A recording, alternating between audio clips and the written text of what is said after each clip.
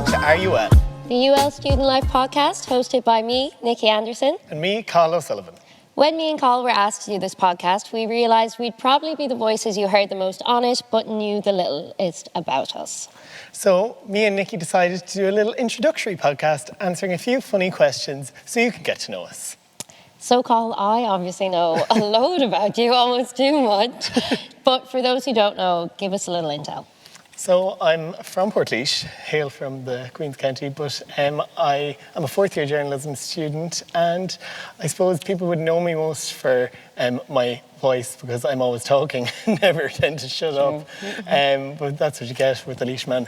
But I'm a twin as well, and that's a quite enjoyable thing about me, because I have a best friend for life always around me. You hail from Galway?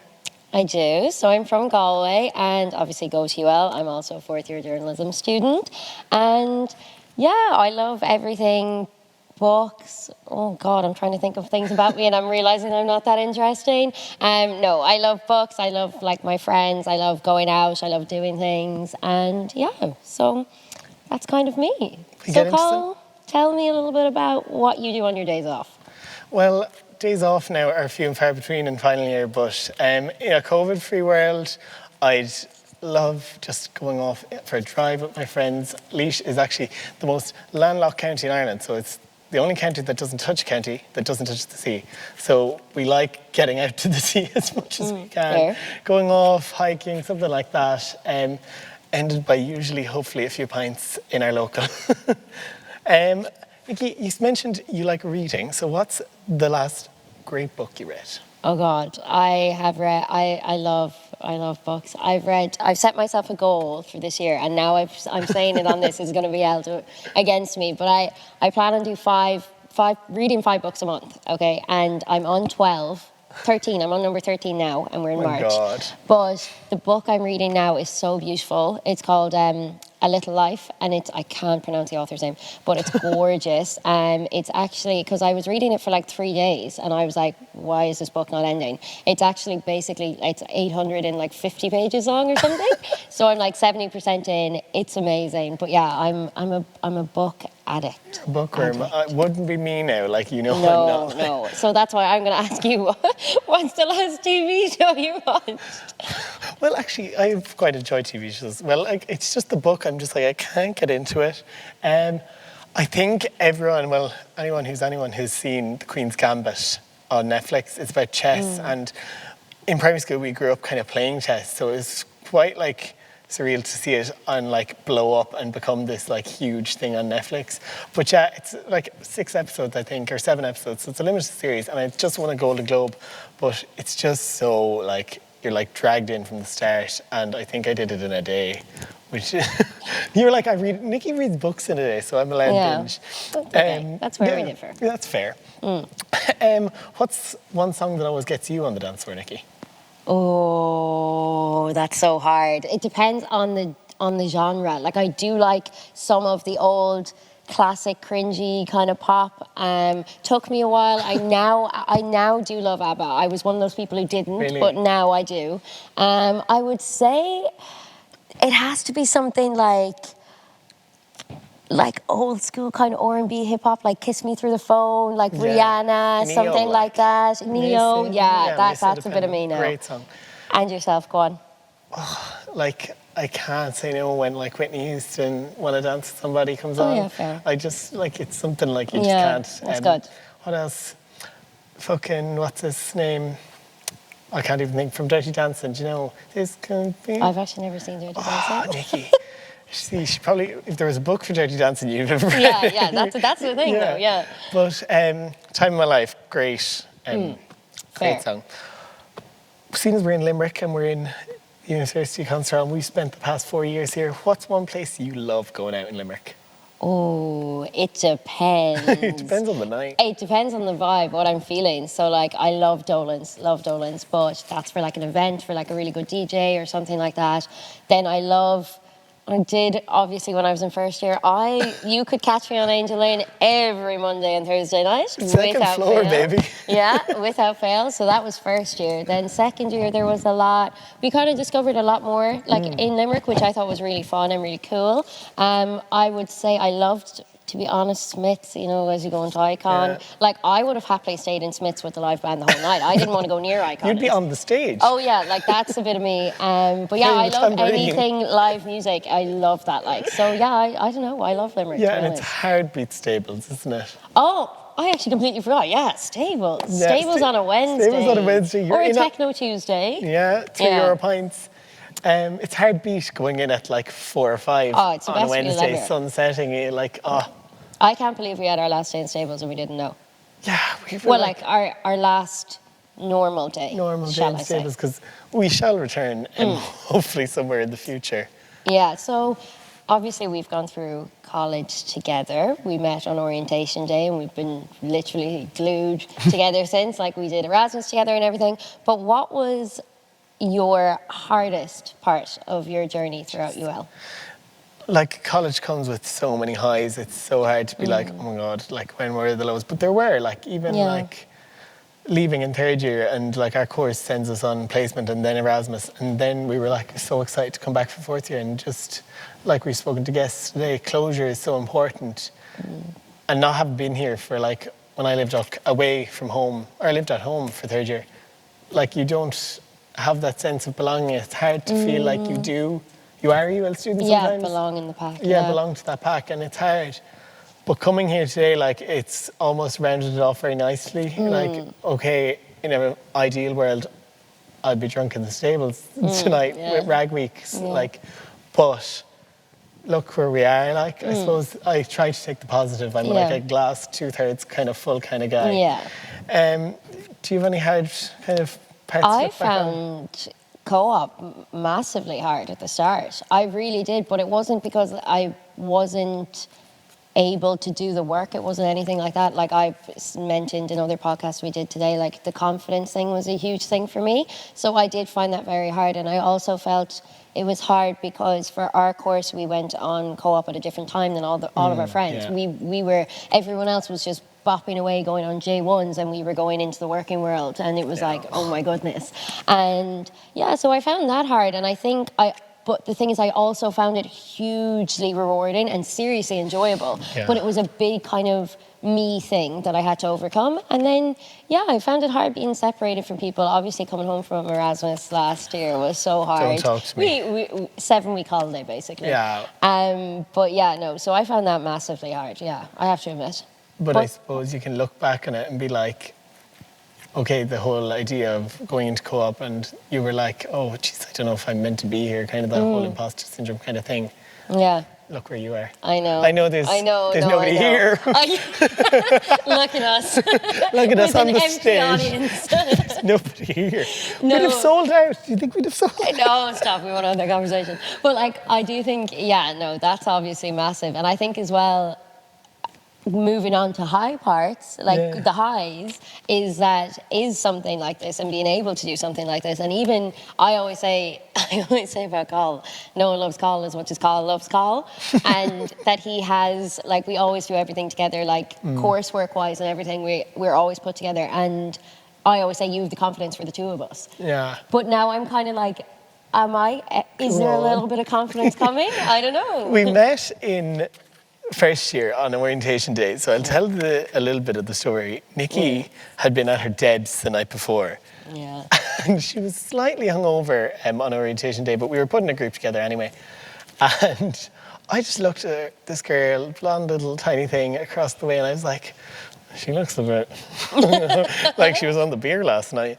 So then it got round to her in the group, and it was like, hi, I'm Nicky, I'm from Galway, and I had my Deb's last night. And I was like, there we go, she's mine. I was like, I picked her, and I was like, be her friend, because she seems like a bit of crack. And look at us 4 years later. And then, but if we ever fight, Cathal always just goes, don't make me regret picking you. And I'm like, oh, I didn't even ask you to. Yeah, you didn't even ask me. Get away from me.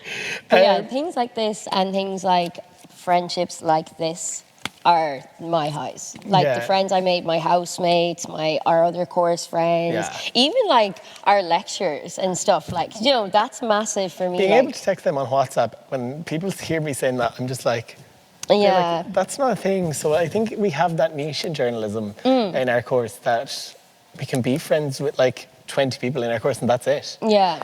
I know the friends you made are so important to you and to me as well, like crazy amount. Friends for life. Do you have a favourite memory with them? Oh, God. Or just a kind of as a whole? I think there was both, and I don't know if this just because it's obviously supposed to be Rag Week this week, but I remember in first year it was snowing and we all got stuck down together Beast in from the Kilmurry. East. Yeah, the Beast from the East. And we all got stuck down together in Kilmurry. And I remember like I was just sitting there and we couldn't do anything. We had been playing in the snow and I was just like, oh my God, college is so much crack. So like, cool. I was like, I'm so cool. But yeah, like that was so much crack. Like all of those things. Like favorite memory from UL is so hard. It's hard to pinpoint, isn't it? So hard to pinpoint, but I would definitely say it is the people, and it's going to stables or it's like going, like walking through the courtyard and you're like, oh, hey, and it's your friend of a friend that you've talked to because you know it's all acquaintances and everyone's connected, and I love that. I love that. Yeah, and it's like my favourite thing about UL, our favourite memory is sunny days. Just the trampolines. It's a sunny day and it's going down to the courtyard and people are drinking, people are having ice cream, people are getting to know new people, like they're being introduced. And it's that thing that like we've spoken about today of like everyone being so close to the campus that it's just a community and it's about belonging to that pack. Do you always know you wanted to go here? I actually did. So I am from Galway and everyone found that so shocking that I really was so set on leaving Galway, but I think for me it was a massive like growth thing. I was like, I want to move out. Like I'm from Galway City, so if I had gone to NUIG, GMIT, GTI, I would have been living at home. And I think I'd done TY. I was like, I'm ready to fly the nest. And I don't know why. My CEO was UL. I just knew I wanted to come here. I don't know what it was about it. I went to the open day. I didn't even go to the journalism talk. It wasn't that sold it to me. It was just being around here, the stories I'd heard, people I knew who went here, and everyone was like, UL is literally your own little world. And that has stuck to me, and that's what I love it most about here. So that's why I'm so glad I came. Yeah, it's amazing. Yeah. So, Carl, kind of slightly little change of direction, but who do you admire most in the world? Admire most. I know it's like cringe, but like it's hard not to admire a mom. Like Your mom. my mom, and I get slagged so much by the lads saying like mom. It's so, but I don't know, something like about what she does for me makes me look at her and be like how, like you just put me first and my brother and sister in every situation. And if I'm half the parent she is, I'd be like, wow, go you. But like, even like getting up this morning, dropping me to the train, like it's little things. Yeah. It's being like 6:30 in the morning, being like, come on, and she doesn't care. Or on the weekend of Electric Picnic at 4:00 in the morning, ringing her and be like, Mom, can you collect me? I am hammered. And she comes, and it's just like, she doesn't fight, and it's just like, gets on with it. And like, even in a COVID world, tries to see the positive in everything and tries to keep me and my twin and my sister positive. And I don't know, she's just brilliant. She's going to cry, listen to this. Oh, she probably won't. She probably won't listen. she probably won't listen. So true. Oh, so true. What's some advice you give to your younger self? Don't take life so seriously sometimes. You heard it, and kids. Don't take yourself so seriously sometimes. Don't sweat the small stuff. Like, I'm now, like, my little sister is 12, and she's like, you're so old. And I'm like, no, I'm not. Take that back. Because away from me. I just, like, I feel like I wasted so much time, or even not even time, or so energy, like, caring what other people thought of me or caring what I thought of myself, or like trying to reach the standard that no one had set for me, that I had just in my head. And like, it's something I still to this day deal with. You even know that from college work, whether it ranges from that to like my personal life. Like, it is something that I am like, oh my God, and it's just like, relax. Yeah. Like, just like, obviously I do relax or whatever, but like, just chill. Just man. like, don't take it too seriously. Don't sweat the small stuff is what I was thinking. Especially if you're in college and these are the years that you become who you are. Like, you learn so much about yourself, but give yourself the time to do that. Yeah, and like, you get a C, you get a C, you get a D, you get a D. Like, you'll do better next time. And it's just about being like, chill. I suppose, Yeah. and getting through it. So, Carl, what's your favourite piece of advice? I actually have this in some social media bio. I think it could be Instagram or something. It's too late when you're dead. Well, you said that very somberly. It's too late when you're dead, or it's not too late till you're dead. It's not too late till you're dead. That's it. That's the Sorry, saying. got that wrong. That's But okay. It's not too late till you're dead, because nothing's ever too late. You've seen like people in like careers, and they've only started when they're in their 40s. Like, it's never too late. Yeah. Like nothing, and even in a COVID world, people have changed careers drastically. And like, I don't know what I'll be doing in 5 years, but like, if it turns out I want to be a doctor, great. I won't. I really hope you don't for the patient's see sake. Grey's Anatomy is I'm like scalpel. Yeah, no, just it's not. Nothing's ever too late. Yeah, I like that. It's good. We spoke a little bit about going out, and we do like to enjoy ourselves. You and me are kind of known for that. Enjoy the odd tipple. Yeah. What's your favourite pint from Stables? See, this is controversial now for me because I'm a celiac, so I can't have beer. And everyone's like, oh my, there she goes again, ordering an Orchard Thieves. Or I remember when pubs first opened up, when I had my first drink again, sitting down with my meal in Stables, I got a pint of cider. I think it was like outsider or apple cider. I don't know what it was, to be honest. Yeah. One of said cider.